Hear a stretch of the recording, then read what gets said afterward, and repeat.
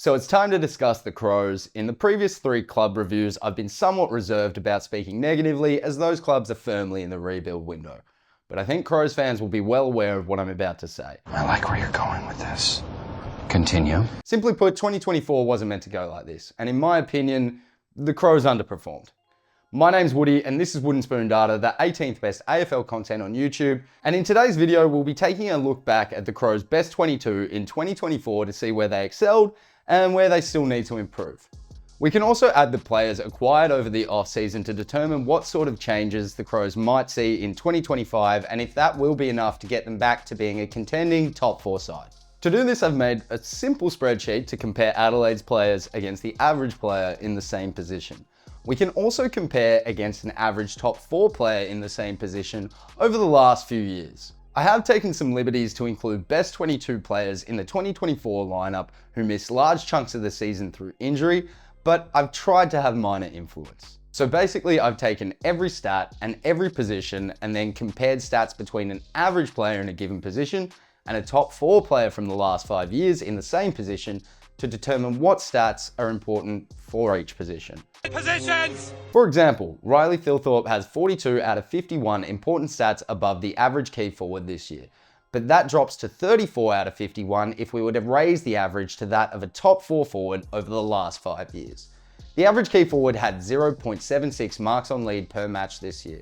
Thilthorpe had 1.143 and therefore was more than the average 2024 key forward. But if we were to compare him to a top 4 key forward over the last 5 years, where the average has been 1.2, he is lower than an average top 4 key forward. Make sense? Good. Good. So we did that for every position and every stat we deemed important for each position. Finally, once we determined the best 22 Adelaide could field from this past year and next, we can compare the players selected as a whole against the average production from a top 4 side over the last few years. So let's start with defence.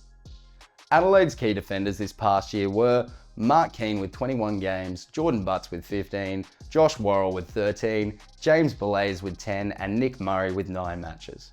With a total of 68 matches played across all their key defenders this past year, we can divide that number by 23 games and determine that the Crows average 2.96 key position defenders played per match and prefer a 3 key position defensive structure. Looking at important stats above average for key defenders, there are 2 clear standouts in Josh Worrell with 30 out of 37 and Mark Keane with 26 out of 37. Beyond those 2, while there doesn't seem to be a ton of difference between James Belays with 17 out of 37 and Jordan Butts getting 15, personally I'd play Belays, as he averages plus 0.33 total tackles, plus 0.2 contested marks, plus 0.6 tackles, plus 1.11 percenters, plus 1.67 pressure acts, and plus 1.23 spoils more than Butts.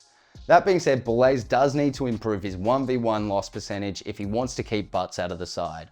While Murray doesn't have the best numbers, he is still trying to regain his best post the ACL in late 2023, and I do expect better things from him in 2025.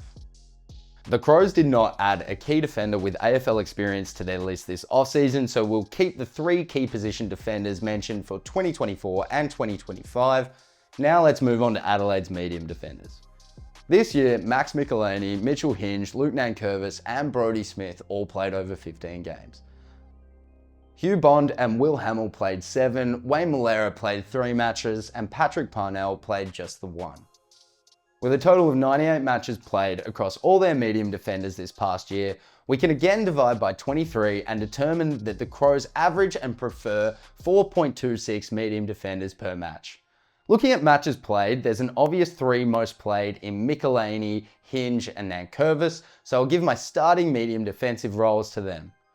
After them, there is a bit of a conundrum. While Smith does play more games and has slightly better looking stats than Malera at first, when looking at team defensive output, Malera might be the better option. While this is something I'll address further in the conclusion, the addition of Malera over Smith gives Adelaide a +3 in the sum of important player stats above an average top 4 team. Clearances go from minus 0.15 to plus 0.71, spoils go from minus 0.2 to plus 1.13, and pressure acts go from minus 2.33 to exactly a top 4 team average. Other stats do go up and down, but the change seems to be a net positive overall, and with that, Malera gets the final defensive role on the bench. While some might consider Isaac Cumming a medium defender, for the purposes of this exercise, he will be considered a midfielder.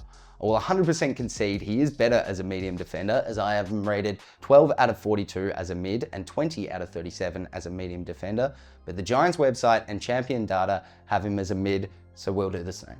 With that, the Crows did not add a medium defender with AFL experience to their list this offseason, so we'll keep the medium defenders mentioned for 2024 and 2025. Considering no one will be changing in defense, we might as well change everyone's numbers to their top 4 above average numbers. Starting with the key defenders chart, I'm pretty happy with what I see across the board, but considering the outcome of this past season, I'll focus on the negatives here. While loss percentage wasn't bad, contested and intercept marks were well behind target. And while that was somewhat negated with strong spoiling, 1%ers and pressure acts, it does force the ball to ground, where you're more reliant on your medium defenders. You give your opponent an opportunity to recover the ball rather than just marking it, controlling the play, and hopefully starting your score launch. Speaking of, let's have a look at the medium defenders chart.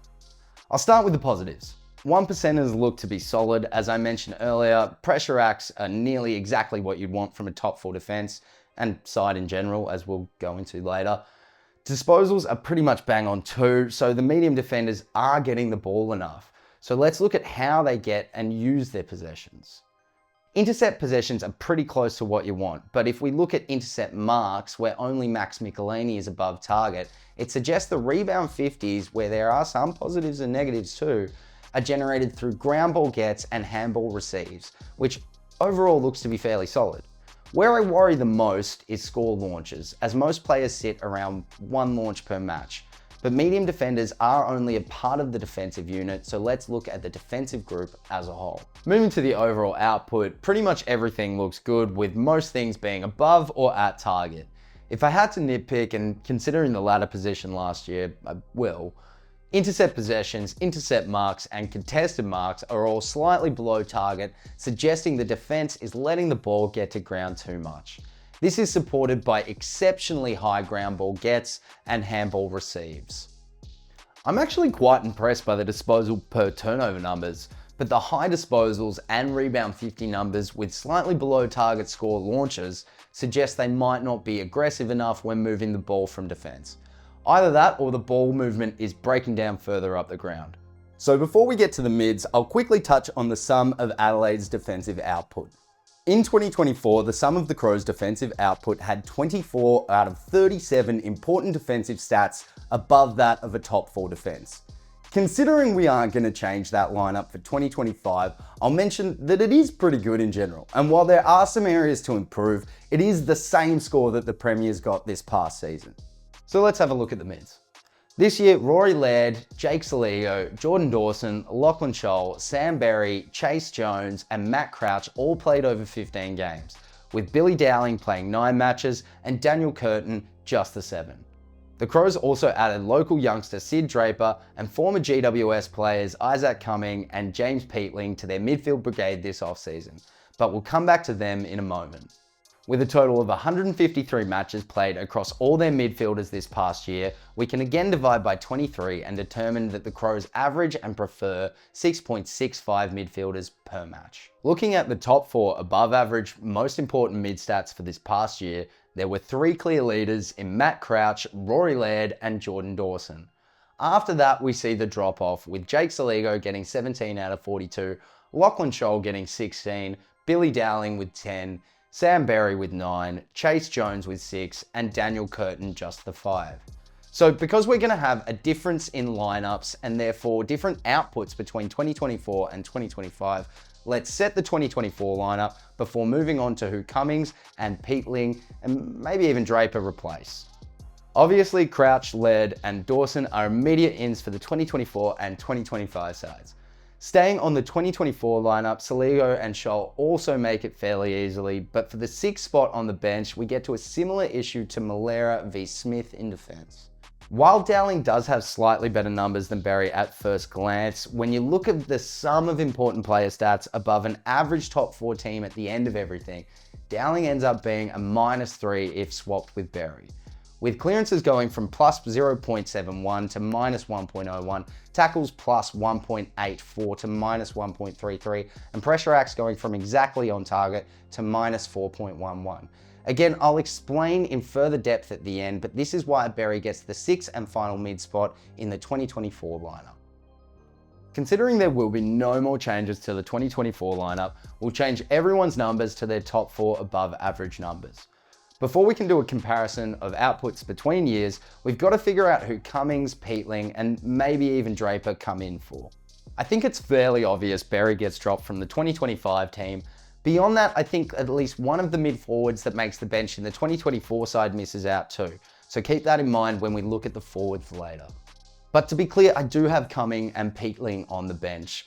But how do we assess what Draper could produce? So if you haven't watched the West Coast review with Jesse from True Footy and True Eagle, first off, go and watch that at the end of this. But secondly, I'm gonna be somewhat lazy. Because I don't have a good way to project lower level stats to AFL level, I'm gonna take the first year stats of the player he was compared to by Zero Hanger and Rookie Me in Zach Butters.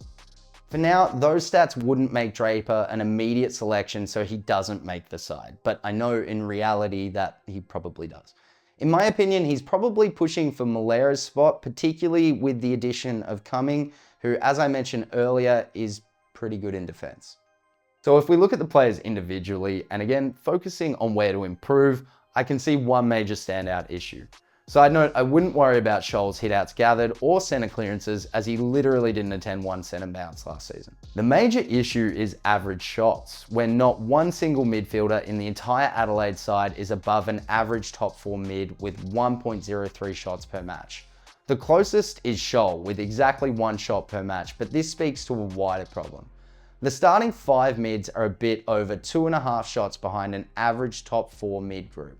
With Adelaide averaging 22.9 shots per match last year and the AFL average being 24.9 shots per match, this puts Adelaide 2 shots behind and equal 4th last. This best 22 lineup from 2024 could have averaged 24.57 shots per match, with the total team shots 2.78 behind a top 4 average. So if the mid group being 2.44 shots behind target starts getting those up to target, this could be enough to change Adelaide's fortunes.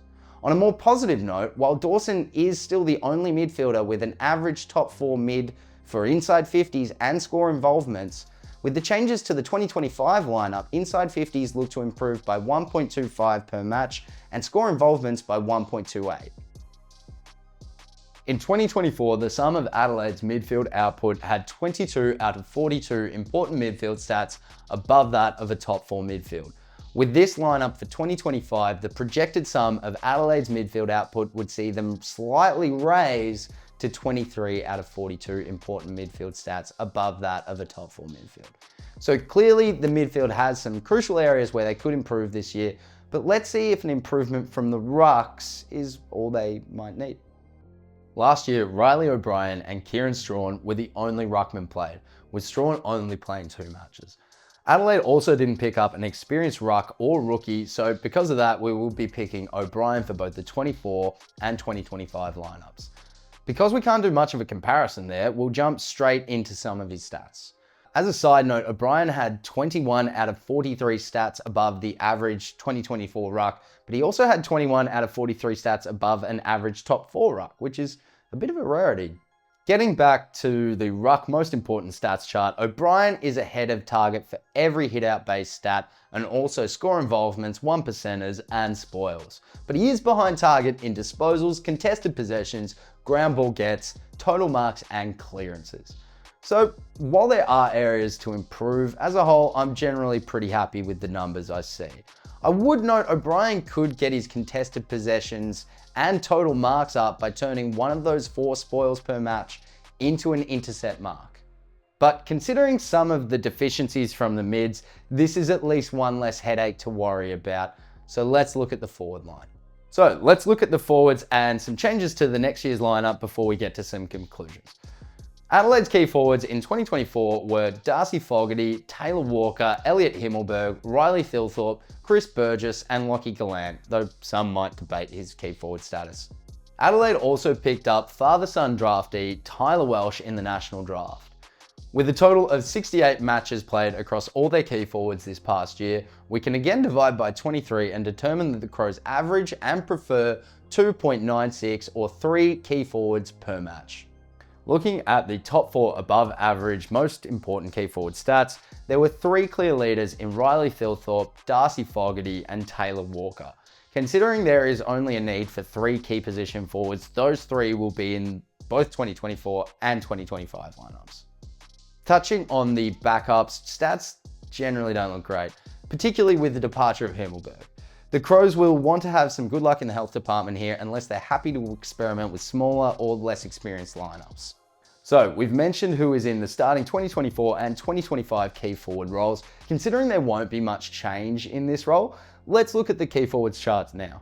In general, I'm pretty happy with what I see, but again, considering the outcome of this past season, I'll discuss some areas to improve. As stated earlier, with shots generally being lower than preferred, seeing all 3 key position forwards slightly below target is disappointing. This could potentially be addressed with better delivery or structure to generate more offensive 1v1s, where again, all 3 key position forwards are behind target, with Fogarty being 1.2 behind. Focusing on Fogarty for a second, he does make up for it with higher than average marks on lead, where he matches Walker, but it does make you think, with Walker's retirement on the horizon, does he take over that role? If so, he'll need to improve his marks inside 50. Otherwise, can someone like Tyler Welsh do enough in that role to maintain the strengths in this area? Before comparing total outputs, let's quickly touch on the mid-medium forwards. The mid and medium forwards for the Crows this past year were Ben Keys, Josh Rochelle, Lachlan Murphy, Isaac Rankin, and Braden Cook, all playing over 15 matches, with Ned McHenry playing 10, Zach Taylor playing 9, and Harry Schoenberg and Luke Pedler playing 4. The Crows also added Demon Departee Alex Neal-Bullen to their mid-forward stocks this offseason, but we have a couple of things to discuss before we come back to him. With a total of 119 matches played across all the Crows mid-medium forwards this past year, again dividing by 23, we can determine that the Crows average and prefer 5.17, or roughly 5 mid-medium forwards per match.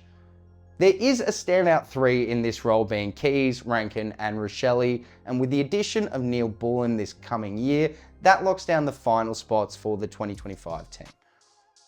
Murphy and Cook will have the 2024 bench spots that Neal-Bullen and the aforementioned GWS mids take.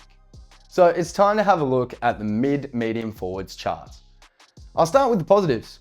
From the top 3, Keys is above target for all of our most important mid-medium forward stats, and Rankin is only behind target in total marks. Rochelle is behind target for ground ball gets, total marks, tackles, pressure acts, and general disposals, but all of them are by less than 1 stat. Where Murphy and Cook are both below expectations, i.e. disposals, inside 50s, total marks, marks inside 50s, score involvement, shots, and with the exception of goals, Neal-Bullen surpasses at least one of them in terms of outputs. In the instance of tackles, pressure acts, and a few others like score launches, he achieves the same output as both of them combined. So let's look at the forwards average output as a whole from 2024 lineup against the projected output from the 2025 forward lineup. In 2024, the sum of Adelaide's forward line output had 41 out of 51 important forward stats above that of a top 4 forward line. With this lineup for 2025, the projected sum of Adelaide's forward line output would see them remain with 41 out of 51 important forward stats above that of a top 4 forward line. Looking at the most important forward stats as a whole, everything is above target besides tackles and tackles inside 50. Also, tackles, rebound 50s, 1%ers are all slated to improve. That was a strong forward line in 2024 anyway, so it might just be getting better, especially considering there was 2 bench spots previously held by mid forwards. This looks to be a more effective lineup and will just help allocate minutes to other areas of the ground that, as we've mentioned earlier, need addressing. Inspirational. What have we learned? So, before we go over some final numbers, upon reflection, what have we learned? While the defense is solid with 24 out of 37 or roughly 65% of important defensive stats above that of a top 4 defense, there are still areas to improve. If Adelaide's key defenders can get a few more contested and intercept marks and give it to their medium defenders to run and be more aggressive with their disposals, they might just be able to generate a few more score launches. But Adelaide's mids need to do more when they get it from their defenders. The Crows midfield was down on form last year with 22 out of 42 or roughly 52% of important midfield stats above a top 4 midfield, and that looks to be increasing to 23 out of 42 or 55%. Here too, there are still areas for improvement, but the addition of Cumming and Peatling does seem to have raised the floor of that group. So I'm hopeful that we can see them covering the arcs better and getting a few more shots off. When looking at the ruck stats, O'Brien has 21 out of 43 or roughly 49% of important ruck stats above a top 4 ruck. Much like the key defenders, Rob just needs to start clunking a few more marks to get the ball to some runners more easily.